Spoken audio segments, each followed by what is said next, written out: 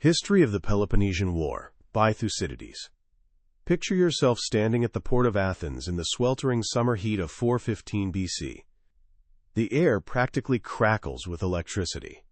Every single Athenian has flooded down to the docks at Piraeus, their faces a strange cocktail of wild hope and streaming tears. Stretched out before you is the most jaw-dropping armada ever assembled by a Greek city. 134 warships called triremes, their bronze rams catching the morning sun like liquid gold, their sails impossibly bright against the deep blue Aegean. On their decks stand thousands of soldiers, the absolute pride of Athens' youth, armor polished to a mirror shine. This isn't just a military operation. It's pure theater, a display of wealth, power, and raw ambition so overwhelming it feels like watching a thunderstorm roll in. A trumpet blast cuts through the noise, demanding silence. A herald's voice rises up, and the entire fleet, together with the massive crowd on shore, lifts prayers to the gods.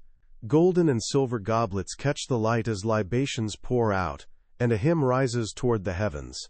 Then the oars begin their rhythmic dance, and the ships glide out, first in a dignified column, but then, as if they simply can't contain their energy, they burst into a race toward the horizon. Where are they going? Sicily, a distant island whispered to be drowning in riches and ripe cities ready for conquest. The soldiers are drunk on dreams of glory. The people on shore weep for sons they might never hold again, but even their grief carries a thread of fierce pride. They're Athenians, after all. In their minds, nothing is impossible. Here's the gut punch, though. This glorious morning marks the beginning of the end. This magnificent fleet, this army that embodies everything powerful about Athens, will never come home. Nearly every single man will die thousands of miles away in a disaster so complete, so utterly catastrophic, that it will shatter their empire and reverberate through history forever. The man documenting this story wasn't some detached academic scribbling notes centuries later. His name was Thucydides, and he was an Athenian general who lived through every brutal moment. He fought in the war, suffered the bitter taste of exile because of it, and then spent the rest of his life wrestling with one terrifying question. How could a people so brilliant, so powerful, so supremely confident, engineer their own destruction? His book, The History of the Peloponnesian War, has been devoured for over 2,000 years, not by dusty professors, but by generals, presidents, and leaders, navigating the dangerous waters of power. Why? Because Thucydides did something revolutionary. He stripped away the myths, ignored the convenient excuses about angry gods, cut through all the propaganda, and saw clearly that war is fundamentally a story about human nature. It's about fear, pride, and hunger, about how smart people make catastrophic decisions, about how empires climb to dizzying heights only to collapse under their own weight. Today, we're going to walk through that story together, and I guarantee you, by the time we're done, you'll see that this isn't just ancient history gathering dust. It's about the world right now. This is a timeless masterclass on power, conflict, and the unchanging, often heartbreaking nature of humanity itself. Our story opens in a world dominated by two superpowers that couldn't be more different. First, you've got Sparta. Imagine a nation of hardcore warriors living a brutally disciplined, no-frills existence on the Peloponnesian Peninsula. The Spartans are absolutely unstoppable on land. Their entire society is basically one giant military machine, built on tradition, obedience, and a deep distrust of anything remotely new. They lead the Peloponnesian League, a coalition of land-based states with oligarchic governments that look to Sparta for muscle and direction. On the flip side, you've got Athens, a city practically vibrating with energy, art, and radical ideas that would make traditionalists clutch their pearls. Athens is a democracy, a naval superpower, a bustling commercial hub. Its people are curious, innovative, bold, and let's be honest, often reckless. After their epic victory against the Persian Empire, Athens created the Delian League. It started as a friendly alliance to guard against future Persian threats, but over time Athens basically transformed it into their personal empire, demanding tribute and crushing anyone who tried to leave. For decades, these two titans coexisted in a tense standoff, like two boxers circling each other. But as Athens grew richer and flexed its muscles more, a deep anxiety started spreading through Sparta and its allies like wildfire. Thucydides puts his finger precisely on the war's most important cause, and it's a lesson studied ever since. He writes that the real trigger was the growth of the power of Athens and the alarm which this inspired in Lacedaemon. Sparta feared that Athens's meteoric rise would eventually squeeze out any room for its own existence. This is the heart of what we now call the Thucydides trap, that dangerous moment when a rising power threatens to displace the established ruler. The war didn't kick off with dramatic declarations. It started, as great wars often do, with trouble in a small, seemingly insignificant corner of the world. Civil war erupted in a city called Epidamnus. This sparked a fight between two secondary powers, Corinth, a key Spartan ally, and Corcyra, a naval power with loose ties to Athens. Each side went crying to the big players. Corinth begged Sparta to rein in those meddling Athenians. Corcyra, desperate and cornered, ran to Athens and basically said, "Look, we'll give you our powerful navy if you protect us." The debate in Athens was absolutely fierce. Accepting Corcyra's offer meant direct confrontation with Sparta's ally Corinth, which would almost certainly trigger war. Refusing meant watching Corcyra's navy potentially fall into enemy hands. In the end, Athens chose what looked like self-interest. They made a defensive alliance with Corcyra. It was supposed to be a careful half-measure to avoid provoking Corinth directly, but it backfired spectacularly. A naval battle exploded, and Athenian ships got dragged into the fighting. The line had been crossed. The Corinthians were absolutely furious. They marched to Sparta and, in a great gathering of the Peloponnesian allies, made their case for war. They painted a vivid portrait of their rivals. The Athenians, they said, were born into the world to take no rest themselves and to give none to others. They're innovators, lightning quick to act, daring beyond any reasonable measure, and never, ever satisfied. You Spartans, by contrast, are slow, cautious, always hesitating. If you don't stop them right now, they'll devour everything. After heated debate, Sparta sent an ultimatum to Athens. Their demands were numerous, but the final one was elegantly simple: leave the Hellenes independent. For Athens, this was impossible to accept. It meant surrendering their empire, the very foundation of their power and wealth. In Athens, the great statesman Pericles stood before the packed assembly. He was the city's leading voice, a man radiating wisdom and foresight. He urged them not to bend. He laid out a crystal-clear strategy for the coming conflict. The Spartans, he argued, are a land power. Let them invade Attica, our countryside. They can burn our farms all they want, but they can't touch our true source of strength. We'll abandon the countryside, bring our people inside the long walls connecting the city to its port, and turn Athens into an island fortress. From this stronghold, our navy will dominate the sea, strangling their trade and raiding their coasts. We won't try expanding our empire during this war, but we'll defend what we have like our lives depend on it. This will be a war of attrition. We've got more money, we've got the superior navy, and we've got the defensive advantage. If we stay patient and united, we absolutely cannot lose. Convinced by his logic, the Athenians rejected the Spartan ultimatum. The war was on. Just as Pericles predicted, the Spartan army, the most fearsome land force in all of Greece, invaded Attica. The Athenians watched from their walls as smoke rose from their burning farms and ancestral homes. The city was packed, tense, angry. Many screamed for Pericles to lead them out to fight, to defend their land with honor. But he held absolutely firm. He knew a head-on battle against the legendary Spartan phalanx was suicide. Their strength was on the water. Then something happened that not even the wise Pericles could have anticipated. In the war's second year, a plague erupted in the overcrowded city. It was absolutely terrifying. Thucydides, who caught it himself and barely survived, describes symptoms in horrifying detail: violent fevers burning in the head, inflamed eyes, throats turning bloody, breath becoming unnatural, violent coughing fits, and unbearable thirst. The physicians were helpless. They died faster than anyone as they tended to the sick. The plague did more than kill bodies. It shattered Athens' very soul. Thucydides tells us that law and religion lost all meaning. Fear of gods or law of man, there was none to restrain them, he writes. People watched the virtuous and the wicked dying side by side, and concluded that piety and honor were pointless exercises. They spent their money on fleeting pleasures, believing their lives and riches were things of a day.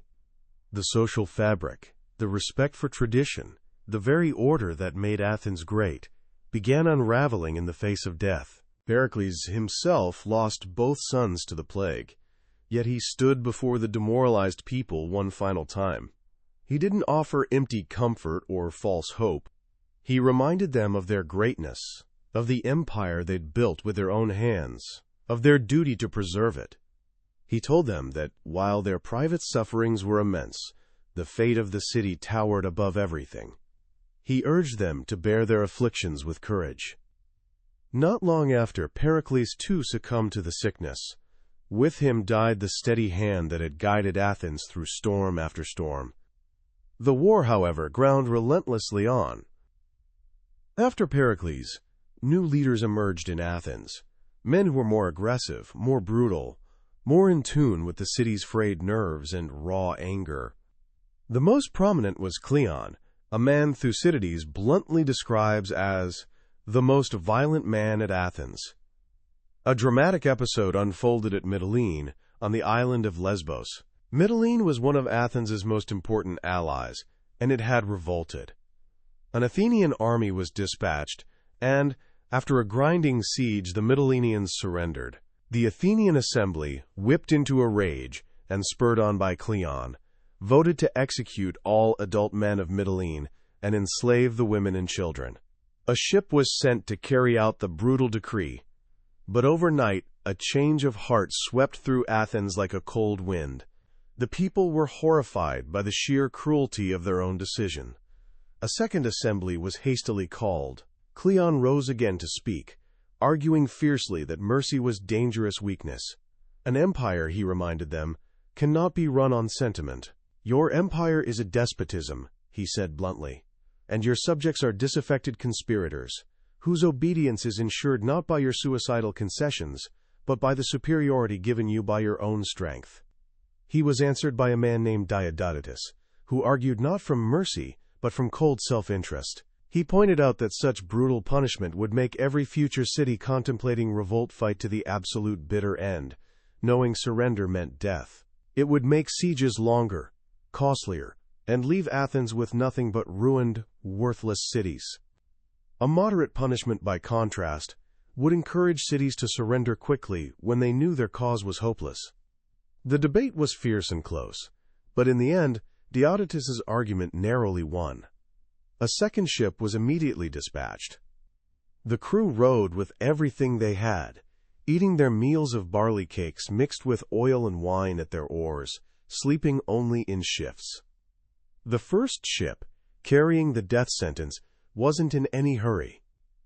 The second ship arrived just as the Athenian commander was about to carry out the original order, saving the people of Mytilene from massacre by the slimmest of margins. The incident revealed deep cracks in the Athenian psyche, torn between the brutal necessities of empire and their own ideals.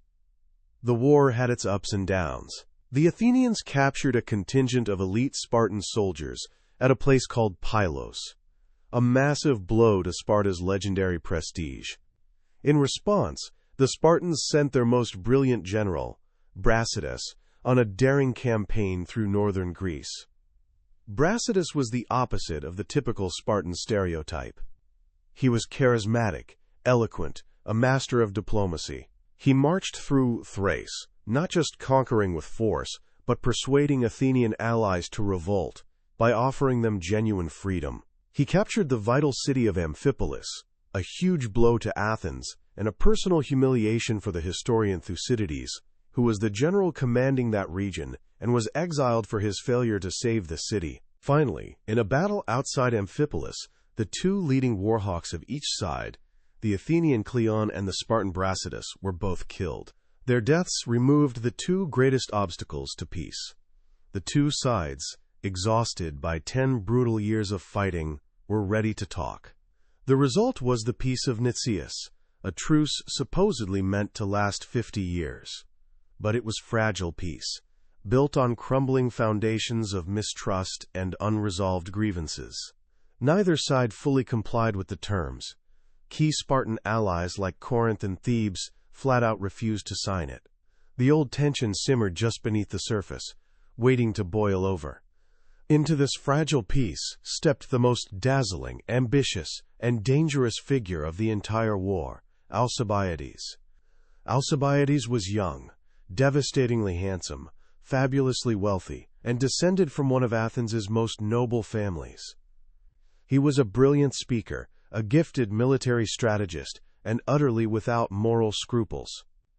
He saw the peace as an obstacle to his own towering ambition, and set about deliberately undermining it. He forged a new, provocative alliance with Argos, Sparta's old rival in the Peloponnese, and dragged Athens back into mainland conflicts.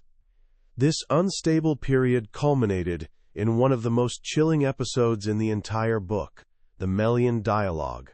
Melos was a tiny island, a colony of Sparta that had stayed neutral in the war. Athens decided it could no longer tolerate this neutrality. They sent an armada to the island and, before attacking, sent envoys to negotiate. Thucydides presents the dialogue that followed, and it's absolutely haunting. The Melians appeal to justice, to honor, to the gods, and to hope that Sparta will come to their aid. The Athenians brush all this aside with shocking, brutal honesty. They tell the Melians this isn't a debate about right and wrong. Right, as the world goes, is only in question between equals in power, they say coldly, while the strong do what they can and the weak suffer what they must. They lay out the pitiless logic of empire. Your friendship, they explain, would signal our weakness to our other subjects. Your destruction will demonstrate our power. Hope is a comfort for the desperate, but you're not in a position to indulge in it. The gods? We believe the gods, like men, rule wherever they can. The Spartans? They won't risk their own safety for yours. Expediency and security guide them, not honor. The Melians refuse to submit. They won't, they say, deprive of freedom in a single moment a city that has been inhabited for 700 years. The Athenians respond with a chillingly calm prediction.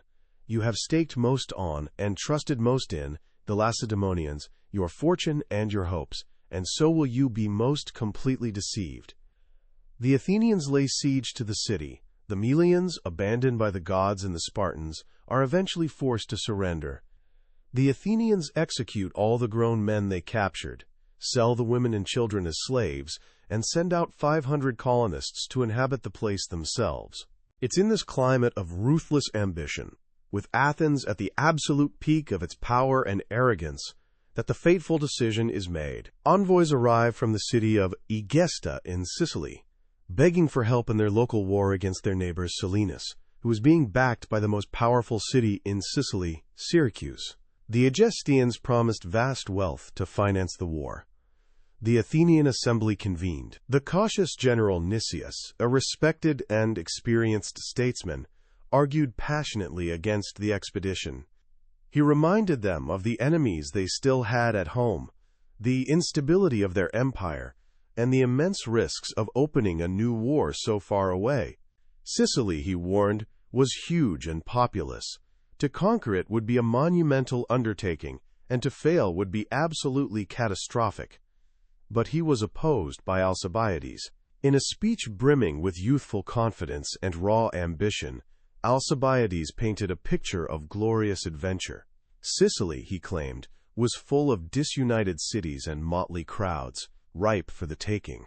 Conquering it would bring Athens immense wealth and power, cementing their empire forever. "Don't be afraid," he told them. "Let's show the Peloponnesians how little we care for this peace, and let's win ourselves a brand new empire abroad." The assembly was completely captivated. The older men thought they couldn't possibly lose with such a large force.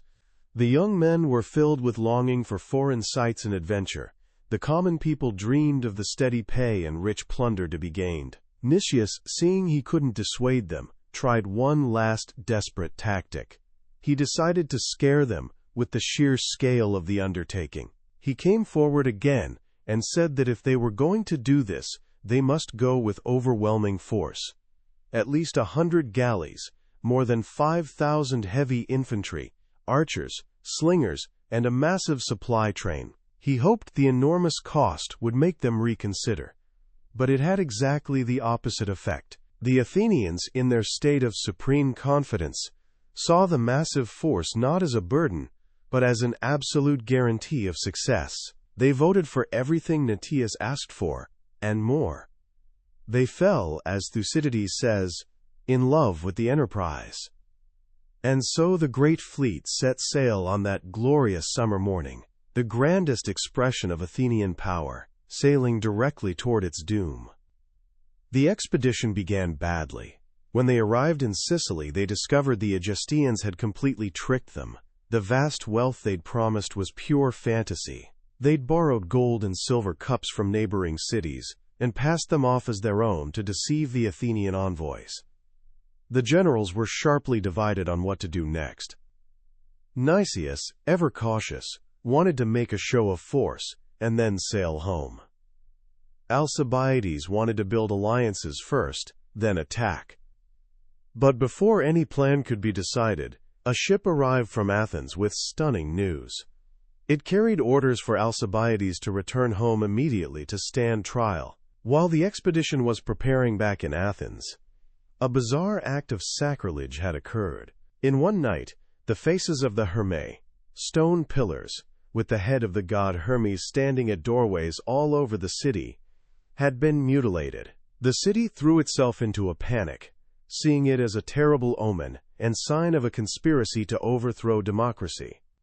Alcibiades, with his scandalous lifestyle and powerful enemies, was the prime suspect. Knowing that a trial in the current climate of hysteria meant a certain death sentence, Alcibiades made a fateful choice. He agreed to follow the ship back, but at the first opportunity he escaped, made his way to the Peloponnese, and offered his services to the one city that could hurt Athens most, Sparta.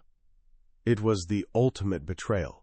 Alcibiades, the man who had championed the entire expedition, now stood before the Spartan assembly and laid bare all of Athens's plans and weaknesses. He told them exactly what they needed to do to win the war. First, he said, send a Spartan general to Syracuse. A real commander will organize their resistance and give them the backbone they desperately need. Second, and far more important, you must do what we Athenians have always feared most. Establish a permanent fort in Attica itself, at a place called Decelia.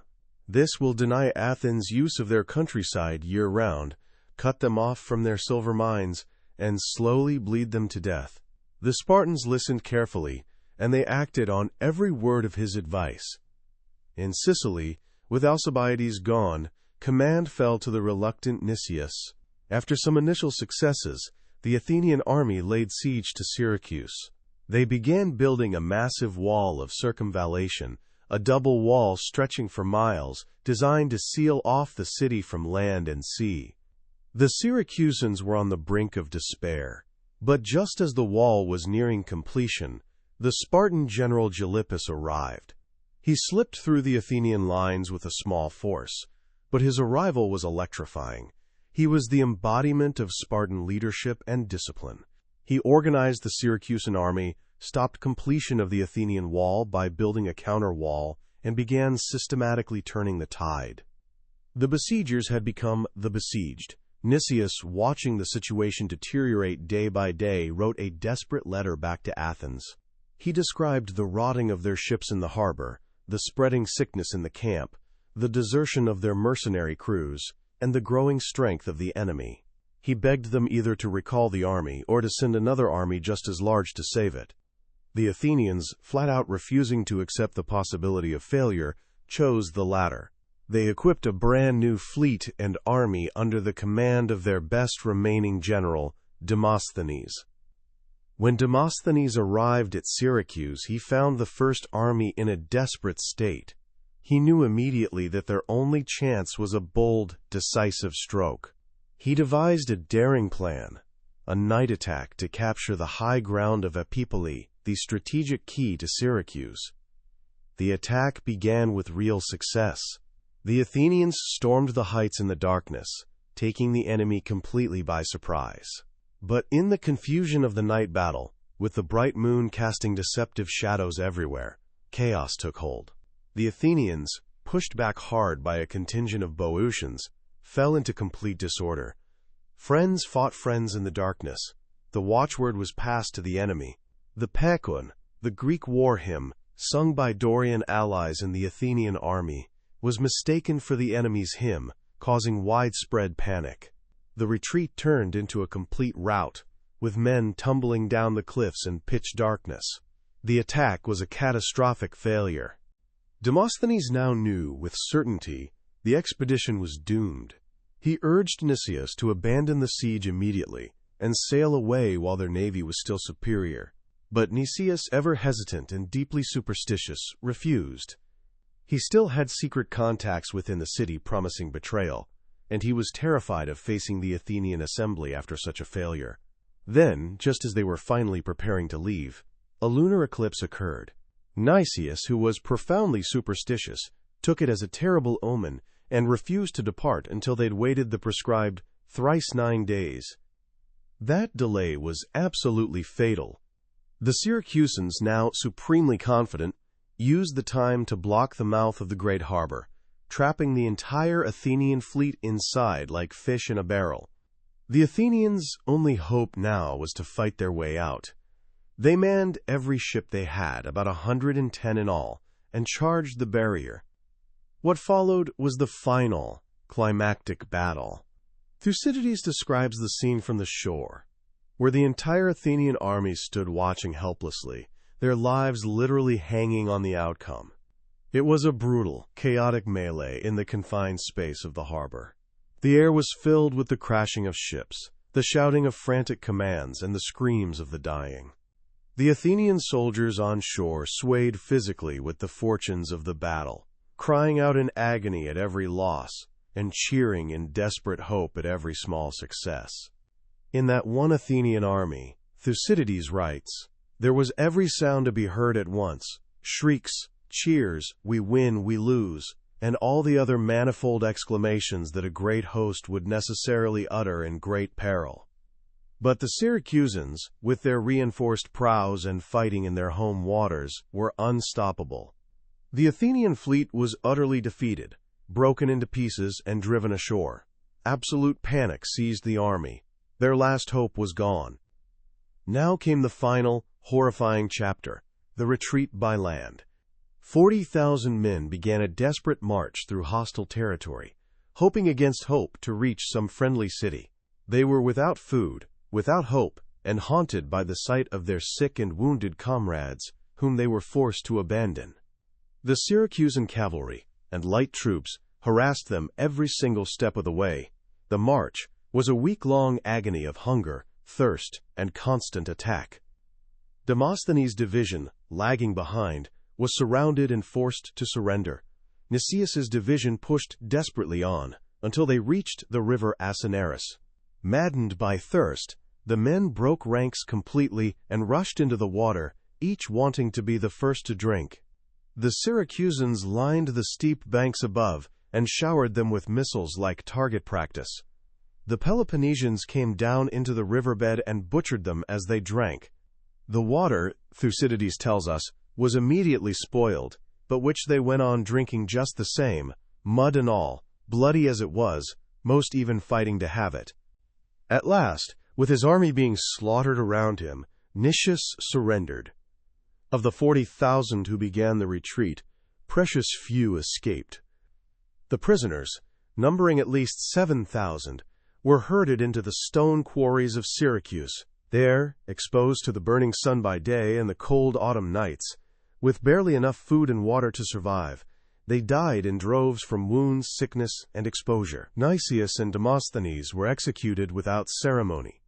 It was, Thucydides concludes, the greatest Hellenic achievement of any in this war, or, in my opinion, in Hellenic history, at once most glorious to the victors, and most calamitous to the conquered. They were beaten at all points, and altogether, their fleet, their army, everything was destroyed, and few out of many returned home. When the news finally reached Athens, no one at first would believe it. When the conviction was finally forced upon them, the city was seized by a panic, unlike anything before. They had lost their army, their navy, and the absolute flower of their youth. Their allies began revolting immediately, emboldened by the disaster. The Persians, seeing Athens' weakness like blood in the water, now entered the war, providing money to the Spartans to build a new fleet. Alcibiades, ever the opportunist, switched sides yet again, abandoning the Spartans to work for the Persian satrap Tissaphernes, all the while plotting his return to Athens. In the city, the shock of the disaster led directly to a political coup. The democracy was overthrown and replaced by an oligarchy, the rule of the 400. But the Athenian fleet, based at the island of Samos, refused to accept the new government. Led by men like Thrasybulus, they declared themselves the true democratic government of Athens, and, in a strange twist of fate, recalled Alcibiades to be their general.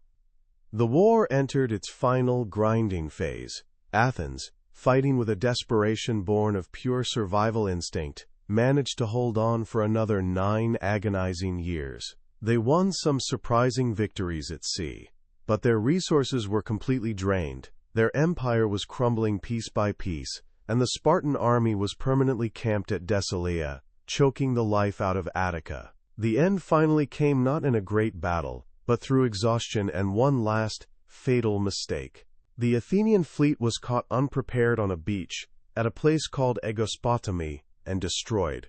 Without its navy, Athens could no longer import food. Starved into submission, the city surrendered. The long walls, the symbol of their power for generations, were torn down to the music of flutes. The great Peloponnesian War was over. So why, after more than 2,000 years, do we still read this story of a long-forgotten war? Why does the name Thucydides still command such deep respect? It's because he gave us far more than just a record of events. He gave us a profound and timeless meditation on power, war, and human nature. He wanted his book to be not just a story to be enjoyed for a moment, but a possession for all time. And in that goal he succeeded beyond measure. The first great lesson of this work is its unflinching realism about what actually drives human affairs. Thucydides saw that nations and people are moved by a powerful triad of motives: fear, honor, and interest. He brushed aside the noble speeches and religious justifications to show that, beneath it all, the pursuit of power and security is the real engine of history. The Melian dialogue is the most brutal expression of this truth, but the theme runs through the entire book like a thread. It's a sobering thought, but it's critical for understanding our world. When you watch nations compete today, when you hear leaders give their polished reasons for their actions, Thucydides teaches you to look deeper, to ask, what are their real fears? What are their actual interests? The second great lesson is about the psychology of power itself and the deadly danger of hubris. The story of Athens is a classic tragedy of overconfidence. Their stunning success against Persia and their subsequent rise to empire convinced them they were exceptional, that normal rules didn't apply to them. This belief led them straight to the disastrous Sicilian Expedition. They fell head over heels in love with a glorious idea and refused to listen to the cautious voice of reason. They confused their hopes with sound assessment of their actual capabilities. It's a warning that echoes powerfully down to our own time, a stark reminder that success can be more dangerous than failure, because it can blind us completely to our own limitations. Finally, Thucydides' history is a profound study of democracy and leadership in times of crisis. He shows us the real strength of a democracy like Athens, its energy, its creativity, its remarkable ability to bounce back from adversity.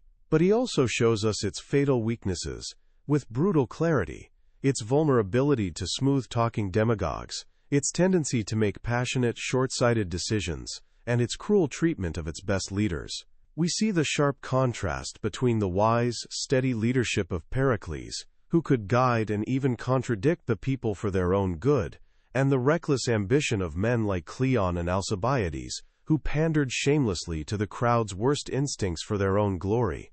It's a powerful reminder that a democracy is only as strong and as wise as its citizens and the leaders they choose to follow. So, what can we actually take from this today? First, we can learn to be much more astute observers of the world around us. When you see a conflict brewing, whether it's between nations or in your own community, think carefully about the roles of fear, honor, and interest. Look for the underlying causes, not just the stated pretexts that sound good in press releases. Second, we can cultivate a healthy skepticism of overconfidence, both in our leaders and in ourselves. When a plan seems too good to be true, when it promises immense rewards with minimal risk, remember that Athenian fleet sailing confidently for Sicily. The wisest course is often the one that honestly acknowledges difficulties and prepares for them, not the one that ignores them in a fit of enthusiasm. And third, we can reflect seriously on the responsibilities of being a citizen. Thucydides shows us powerfully that words matter deeply, that debates have real consequences, and that the character of a nation is revealed most clearly in the choices it makes under pressure. That was the story told in the pages of History of the Peloponnesian War by Thucydides. We've explored the main currents of this epic tale today, but I'll be completely honest with you. A summary can only skim the surface. The real power of this book lives in the details, in the weight of the speeches, and in the profound, often somber wisdom that Thucydides embeds throughout his narrative. This summary is meant to be a map to hidden treasure. If anything we've talked about has sparked your curiosity or resonated with you, I truly encourage you to seek out a copy. Reading it isn't just about learning history, it's an education in power, politics, and the unchanging patterns of human behavior that shape our world to this very day. A link to the book is in the description.